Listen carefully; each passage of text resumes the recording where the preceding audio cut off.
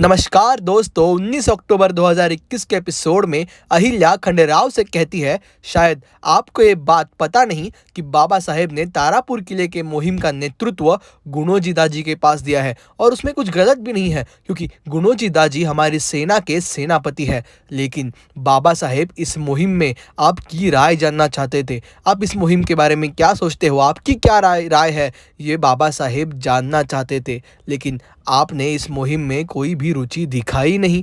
बाबा साहेब तो यही चाहते हैं कि आप मुहिम में रुचि दिखाए, राय दे, और बाबा साहेब तो इतना ही चाहते हैं कि आप बाबा साहेब से भी बढ़कर कुछ बने। ये सुनते ही खंडेराव चिढ़ जाता है और कहता है, हमें नहीं बनना है बाबा साहेब जैसा, हमें उनसे अलग एक अपनी पहचान बनानी है। दूसरों के पैरों के निशान देखकर वो लोग चलते हैं जिन्हें रास्ता पता ना हो। ऐसा कहकर खंडेराव गुस्से से वहां से निकल जाता है और इसके बाद खंडेराव परीक्षित और सरदार संताजी वाघ के साथ तारापुर किले की योजना पर चर्चा करता है और कहता है, आज के रात ही हमें इस योजना की शुरुआत करनी होगी। और यहाँ बेचैन और खामोश बैठे मल्लाराव जी के पास आकर गौतमा कहती है, आज आपने खाना नहीं खाया, मैं आपको ऐसे भूखे पेट नहीं सोने दे सकती।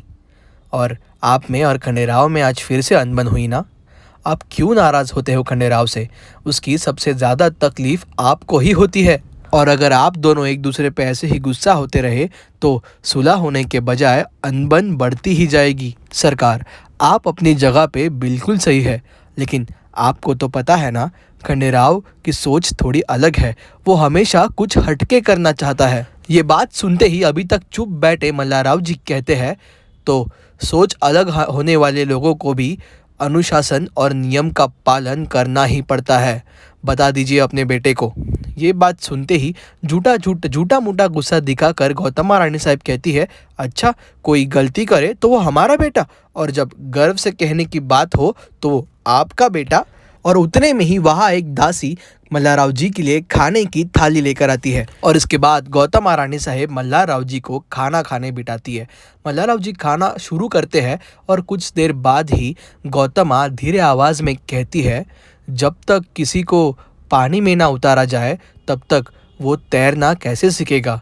वैसे ही खंडेराव को एक कोई अच्छी जिम्मेदारी दी जाए तो शायद वो एक अच्छा तैराक बनकर सामने आ सके। तारापुर के किले की मुहिम की जिम्मेदारी अगर, और आगे कुछ गौतमा कहे उससे पहले ही मल्लाराव जी कहते हैं, रानी साहिब, हमने पहले ही आपके कहने पर राजपुताना मुहिम के सेनापति का चुनाव रोक दिया था, लेकिन क्या क्या खंडेराव ने आने के बाद उसने अभी तक एक बार भी उस मुहिम में अपनी रुचि नहीं दिखाई है। और हाँ, जब बात स्वराज के रक्षा और संरक्षण की आती है तब प्रयोग नहीं किए जाते। जब तक खंडेराव मुहिम में अपनी रुचि नहीं दिखाएगा, अपनी काबिलियत साबित नहीं करेगा, तब तक उसे कोई भी जिम्मेदारी नहीं मिलेगी। ऐसा कहकर मल्लाराव जी बिना खाना खाए ही वहां से निकल जाते हैं। और यहाँ रसोई घर में अहिल्या का किसी भी काम में ध्यान नहीं है। ये देखकर वही खड़ी हरकू रानी साहेब अहिल्या को पूछती है, अहिल्या, क्या हुआ है? आज तुम्हारा काम में बिल्कुल भी ध्यान नहीं है। इस पर अहिल्या अपने दिल की बात हरकू रानी साहेब को कहने लगती है। अहिल्या कहती है, हमने छोटे सूबेदार जी को समझाने की बहुत कोशिश की, लेकिन वो है कि हमारी बात मानते ही नहीं। और बात सिर्फ इतनी ही नहीं, छोटे सूबेदार जी को, और ऐसा कहते हुए अहिल्या खंडेराव की शराब की आदत के बारे में बता ही दे, उतने में ही अहिल्या खुद को ही रोक लेती है और उस बात को वही ख़त्म कर देती है। और दोस्तों, अच्छा हुआ कि अहिल्या ने कुछ बोला नहीं, क्योंकि वहाँ रसोई घर के बाहर से रखमा इन दोनों की सारी बातें सुन रही होती है। और इसके बाद दोस्तों, खंडेराव रात के अंधेरे में तारापुर किले की योजना के लिए अपने वाड़े से बाहर निकलता है और उतने में ही वहाँ अहिल्या उसे टोकती है, उसे रुकाकर पूछती है, आप इस समय कहाँ जा रहे हो छोटे सूबेदार जी? इस पर खंडेराव अहिल्या को कहता है, ये हम तुम्हें अभी नहीं बता सकते। इस पर अहिल्या खंडेराव को पूछती है, मतलब आप आज भी ज़रूर नशा करने ही जा रहे हो, इसीलिए जवाब देने के लिए कतरा रहे हो। इस पर खंडेराव चिढ़ते हुए कहता है, अहिल्या, हमेशा तुम सही नहीं हो सकती। इस समय हम वैसा कुछ भी नहीं करने जा रहे हैं। इस पर अहिल्या खंडेराव को पूछती है, तो फिर छुपा क्यों रहे हो? बताते क्यों नहीं, कहाँ जा रहे हो?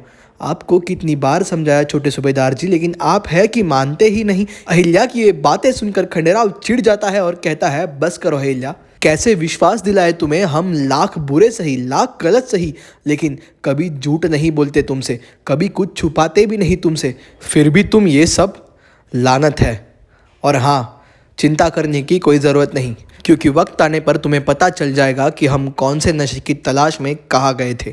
ऐसा कहकर खंडेराव वहाँ से निकल जाता है और उसके बाद अहिल्या सोच में पड़ जाती है और मन ही मन सोचती है कि किसी के बहकावे में आकर गुस्से में छोटे सूबेदार जी कुछ गलत कदम ना उठा ले, मुझे उन्हें रोकना ही होगा। और ऐसा कहकर अहिल्या अपने घोड़े पर सवार होकर खंडेराव का पीछा करने लगती है। अहिल्या घोड़े पर सवार होकर अपने पीछे आ रही है, ये बात खंडेराव पहचान लेता है और खंडेराव मन ही मन कहता है, अहिल्या हम तुम्हारी रग रग से वाकिफ है। और ऐसा कहकर थोड़े ही दूर जाने के बाद अहिल्या खंडेराव का पीछा करती ही रहती है और इतने में ही खंडेराव अपना घोड़ा दौड़ाते दौड़ाते ही घोड़े से ही लगी एक थैली में हाथ डालकर उसमें से गुलाल निकाल कर जय शंभो कहकर वो गुलाल हवा में उड़ा देता है। खंडेराव ने हवा में उड़ाए हुए इस गुलाल की वजह से पीछे से आ रही अहिल्या के आंखों में वो गुलाल चला जाता है और अहिल्या को अपना घोड़ा रुकाना पड़ता है और खंडेराव इस तरह अहिल्या के नज़रों से बचकर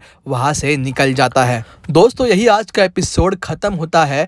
क्या आपको लगता है कि खंडेराव तारापुर के इस गुप्त योजना में सफल हो पाएगा? आपकी राय हमें कमेंट करके ज़रूर बताइए और अगर वीडियो पसंद आया हो तो प्लीज़ लाइक कीजिए और आगे की अपडेट्स के लिए चैनल को सब्सक्राइब करना मत भूलिए। धन्यवाद।